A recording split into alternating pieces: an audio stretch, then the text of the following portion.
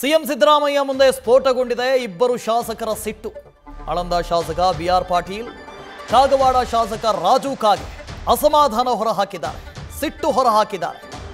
ಸಚಿವರ ಕಾರ್ಯವೈಖರಿಗೆ ತೀವ್ರ ಆಕ್ರೋಶ ವ್ಯಕ್ತಪಡಿಸಿದ್ದಾರೆ ಈ ಇಬ್ಬರು ಶಾಸಕರು. ಪತ್ರಕ್ಕೆ ಸಚಿವರು ಸ್ಪಂದಿಸ್ತಾ ಇಲ್ಲ. ಕ್ಷೇತ್ರದ ಜನರಿಗೆ ಏನು ಉತ್ತರ ಕೊಡಬೇಕು?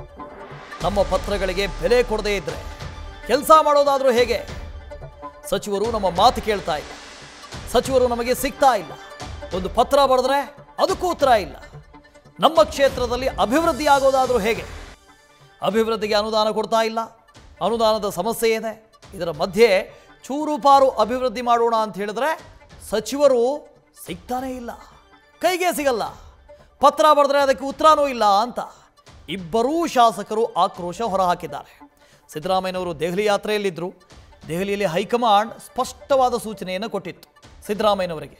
ಶಾಸಕರನ್ನು ಕರೀರಿ, ಶಾಸಕರ ಅಸಮಾಧಾನವನ್ನು ತಣಿಸಿ, ಶಾಸಕರ ಜೊತೆ ಮಾತಾಡಿ, ಯಾಕೆ ಅವರಿಗೆ ಸಿಟ್ಟು ಅದನ್ನು ಬಗೆಹರಿಸಿ, ಅವರ ಅಳಲನ್ನು ಕೇಳಿ ಅಂತ ಹೇಳಿದರು.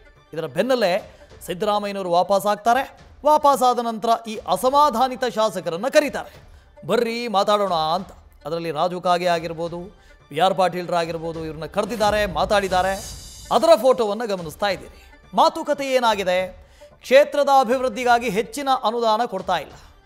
ಮನೆಗಳ ಹಂಚಿಕೆಯ ಬಗ್ಗೆ ಸಿಎಂ ಮುಂದೆ ಬಿಆರ್ ಪಾಟೀಲ್ ಬೇಸರ ಹೊರಹಾಕಿದ್ದಾರೆ. ಪತ್ರಕ್ಕೆ ಅಲ್ಲಿ ಮಾನ್ಯತೆ ಸಿಕ್ಕಿಲ್ಲ, ಹಣ ಪಡೆದು ಹಂಚಿಕೆ ಮಾಡಲಾಗಿದೆ. ಹಾಗಾದರೆ ಶಾಸಕರು ಒಂದು ಪತ್ರ ಬರೆದ್ರೆ ಅದಕ್ಕೆ ಮರ್ಯಾದೆ ಇಲ್ವಾ? ಈ ವೇಳೆ ಇಬ್ಬರೂ ಶಾಸಕರಿಗೆ ಅನುದಾನ ಸಿಗ್ತಾ ಇಲ್ಲ ಅಂತ ಹೇಳಿದ್ದಾರೆ ಮುಖ್ಯಮಂತ್ರಿಗಳಿಗೆ. ಸಚಿವರ ಜೊತೆಗೂ ಕೂಡ ಸಭೆ ನಡೆಸಿ ತಿಳಿಸ್ತೇವೆ ಅಂತ ಸಿದ್ದರಾಮಯ್ಯ ಭರವಸೆ ಕೊಟ್ಟಿದ್ದಾರಂತೆ. ಶಾಸಕರಿಗೆ ಆದ್ಯತೆ ನೀಡುವಂತೆ ಮತ್ತೊಮ್ಮೆ ಹೇಳ್ತೇನೆ ಅಂತ ಈ ಅಸಮಾಧಾನಿತ ಶಾಸಕರಿಗೆ ಮುಖ್ಯಮಂತ್ರಿಗಳು ಹೇಳಿದ್ದಾರೆ. ಆದರೆ ನೀವು ಯಾವುದೇ ಕಾರಣಕ್ಕೂ ಬಹಿರಂಗವಾಗಿ ಮಾತಾಡಬೇಡಿ. ನಿಮ್ಮ ಬಹಿರಂಗ ಮಾತುಗಳಿಂದ ಸರ್ಕಾರದ ವರ್ಚಸ್ಸಿಗೆ ಧಕ್ಕೆ ಆಗತ್ತೆ. ಮಾಧ್ಯಮಗಳ ಮುಂದೆ ಹೋಗಿ ಆರೋಪ ಮಾಡಬೇಡಿ, ಮಾತಾಡಬೇಡಿ. ನಿಮ್ಮ ಆರೋಪಗಳು ಪ್ರತಿಪಕ್ಷಗಳಿಗೆ ಅಸ್ತ್ರ ಮಾಡಿಕೊಟ್ಟಂತಾಗತ್ತೆ. ಎಲ್ಲ ಸರಿ ಹೋಗುತ್ತೆ, ಸರಿ ಮಾಡ್ಕೊಂಡು ಹೋಗೋಣ, ಎಲ್ಲ ಸಂಭಾಳಿಸ್ಕೊಂಡು ಹೋಗೋಣ ಅಂತ ಹೇಳಿದಾರಂತೆ ಮುಖ್ಯಮಂತ್ರಿಗಳು. ಏನೇ ಸಮಸ್ಯೆಗಳಿದ್ದರೂ ಕೂಡ ಮುಂದೆ ಸರಿ ಹೋಗುತ್ತೆ ಅಂತ ಭರವಸೆ ಕೊಟ್ಟಿದ್ದಾರಂತೆ. ಕ್ಷೇತ್ರದ ಅಭಿವೃದ್ಧಿಗಾಗಿ ಹೆಚ್ಚಿನ ಅನುದಾನದ ಅಗತ್ಯ ಇದೆ ಅಂತ ಈ ಶಾಸಕರು ಹೇಳಿದ್ದಾರೆ. ಒಂದು ಕಡೆ ಗ್ಯಾರಂಟಿ ಗ್ಯಾರಂಟಿ ಗ್ಯಾರಂಟಿ, ಇದ್ರ ಮಧ್ಯೆ ಶಾಸಕರಿಗೆ ಅನುದಾನ ಇಲ್ಲ. ಚೂರುಪಾರು ಅನುದಾನ ಬಂದರೂ ಕೂಡ ಸಚಿವರು ಇರ್ತಾರೆ. ಆ ಸಚಿವರಿಗೆ ಪತ್ರ ಬರೆದ್ರೆ ಅಲ್ಲಿಂದ ಉತ್ತರನೇ ಇಲ್ಲ. ಶಾಸಕರಿಗೆ ಹಾಗಾದರೆ ಮನ್ನಣೆ ಇಲ್ವಾ? ಗೌರವ ಇಲ್ವಾ? ಕಿಂಚಿತ್ತು ಮರ್ಯಾದೆ ಇಲ್ವಾ? ಸಚಿವರುಗಳು ಶಾಸಕರ ಮಾತನ್ನು ಕೇಳಬೇಕೋ ಬೇಡವೋ? ನಮ್ಮ ಕ್ಷೇತ್ರಕ್ಕೆ ಇಂತಿಂಥ ಯೋಜನೆಗಳು ಆಗಬೇಕು ಅಂತ ಶಾಸಕರೇ ಸಚಿವರ ಬಳಿ ಹೋದರೂ ಕೂಡ ಸಚಿವರು ಕೇರೆ ಮಾಡ್ತಾ ಇಲ್ಲ. ಹೀಗಂತ ದೂರನ್ನು ಕೊಟ್ಟಿದ್ದಾರೆ. ಇದೇ ಮುಖ್ಯವಾದ ದೂರು. ವಸತಿ ಇಲಾಖೆ ಬಗ್ಗೆ ಮಾತಾಡಿದರು ಬಿಆರ್ ಪಾಟೀಲ್ರು. ಯಾರ್ಯಾರಿಗೋ ದುಡ್ಡು ಕೊಟ್ಟವರಿಗೆಲ್ಲ ಕೊಡ್ತಾರೆ ಅಂತ. ಈಗ ಇವ್ರನ್ನ ಕರೆದು ಮುಖ್ಯಮಂತ್ರಿಗಳು ಸಮಾಧಾನ ಪಡಿಸಿದ್ದಾರೆ. ಹರೀಶ್ ಇದ್ರ ಬಗ್ಗೆ ಡೀಟೇಲ್ಸ್ ಕೊಡ್ತಾ ಹೋಗ್ತಾರೆ. ಹರೀಶ್, ಒಂದು ಕಡೆ ಹೈಕಮಾಂಡ್ ಮುಖ್ಯಮಂತ್ರಿಗಳಿಗೆ ಸ್ಪಷ್ಟವಾಗಿ ಹೇಳಿ ಕಳಿಸಿತ್ತು. ಮುಖ್ಯಮಂತ್ರಿಗಳು ಅದೇ ಕೆಲಸವನ್ನು ಮಾಡ್ತಾ ಇದ್ದಾರೆ, ಕರೆಸಿದ್ದಾರೆ, ಸಮಾಧಾನ ಹೇಳಿದ್ದಾರೆ. ಈಗಲಾದರೂ ಸಮಾಧಾನ ಆಗ್ಬೋದಾ ಶಾಸಕರು?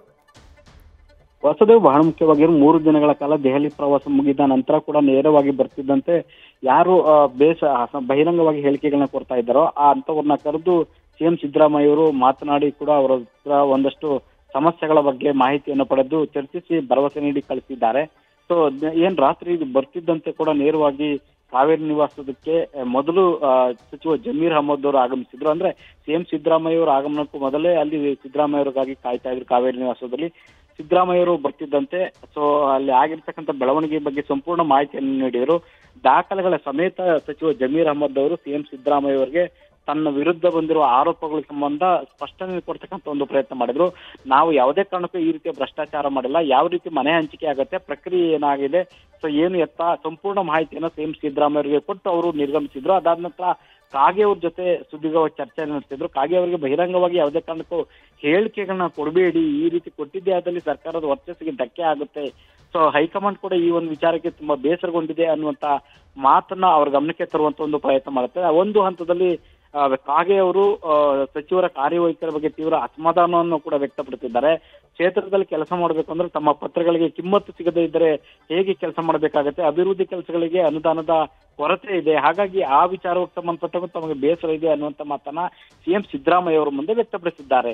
ನಂತರ BR ಪಾಟೀಲ್ ಅವರು ಸಿದ್ದರಾಮಯ್ಯ ಅವರ ಆಪ್ತ ಬಳಗದಲ್ಲಿ ಇದ್ದಂತರು ಮತ್ತೆ ಆಪ್ತರು ಕೂಡ ಆಗಿರುವಂತದ್ದು. ಹಾಗಾಗಿ ಅವ್ರ ಜೊತೆ 1 ಗಂಟೆಗೆ ಹೆಚ್ಚು ಹೊತ್ತು ಸಿಎಂ ಸಿದ್ದರಾಮಯ್ಯ ಅವರು ಚರ್ಚೆ ನಡೆಸಿದ್ರು. ಸೊ ಮುಖ್ಯವಾಗಿ ಏನು ವಸತಿ ಇಲಾಖೆಗೆ ಸಂಬಂಧಪಟ್ಟಂಗೆ ಮನೆಗಳ ಹಂಚಿಕೆಗೆ ಸಂಬಂಧಪಟ್ಟಂಗೆ ಏನೆಲ್ಲ ಲೋಪಗಳಾಗಿದೆ, ಯಾವ ರೀತಿ ಸಮಸ್ಯೆ ಆಗಿದೆ, ಸೊ ಎಲ್ಲಿ ಅದರ ಸಮಸ್ಯೆ ಕಂಡು ಬಂದಿದೆ ಅನ್ನುವಂಥ ವಿಚಾರಕ್ಕೆ ಸಂಬಂಧಪಟ್ಟಂಗೆ ಒಂದಷ್ಟು ಮಾಹಿತಿಗಳನ್ನ ಪಡೆದಿದ್ದಾರೆ.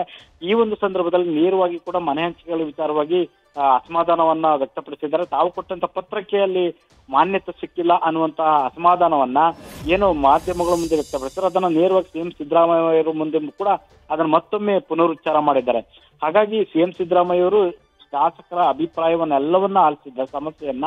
ನಂತರ ಎಲ್ಲವೂ ಸರಿ ಹೋಗುತ್ತೆ, ಎಲ್ಲ ಮುಂದೆ ಎಲ್ಲ ಹೊಂದಿಕೊಂಡು ಹೋಗೋಣ ಅನ್ನೋ ರೀತಿಯಲ್ಲಿ ಕಿವಿ ಮಾತನ್ನ ಹೇಳಿದ್ರೆ. ಜೊತೆಗೆ ಸಚಿವರನ್ನ ಕರೆದು ಸಭೆ ಮಾಡ್ತಾನೆ, ಶಾಸಕರಿಗೆ ಹೆಚ್ಚಿನ ಆದ್ಯತೆಯನ್ನು ಕೊಡಬೇಕು, ಅವರ ಯಾವುದೇ ಪತ್ರಗಳಿಗೆ ನಿರಾಕರಿಸಬಾರ್ದು ಅನ್ನುವಂತಹ ಸೂಚನೆಯನ್ನ ಕೊಡ್ತೇನೆ. ಹಾಗಾಗಿ ಅನುದಾನಕ್ಕೆ ಸಂಬಂಧಪಟ್ಟಂಗೆ ಏನೇ ಸಮಸ್ಯೆ ಇದ್ರು ಮುಂದೆ ಎಲ್ಲವೂ ಸರಿ ಹೋಗುತ್ತೆ, ಎಲ್ಲವೂ ಕೂಡ ಹೊಂದ್ಕೊಂಡು ಹೋಗೋಣ ಅನ್ನೋ ರೀತಿಯಲ್ಲಿ ಕೂಡ ಹೇಳಿದ್ರೆ. ಆದ್ರೆ ಬಹಿರಂಗವಾಗಿ ಯಾವುದೇ ರೀತಿಯ ಹೇಳಿಕೆಗಳನ್ನ ಕೊಡಬೇಡಿ ಅನ್ನುವಂತ ಸ್ಪಷ್ಟ ಹೈಕಮಾಂಡ್ ಸಂದೇಶವನ್ನ ಕೊಟ್ಟು ಕಳಿಸಿರುವಂತದ್ದು ವಾಸುದೇವ್.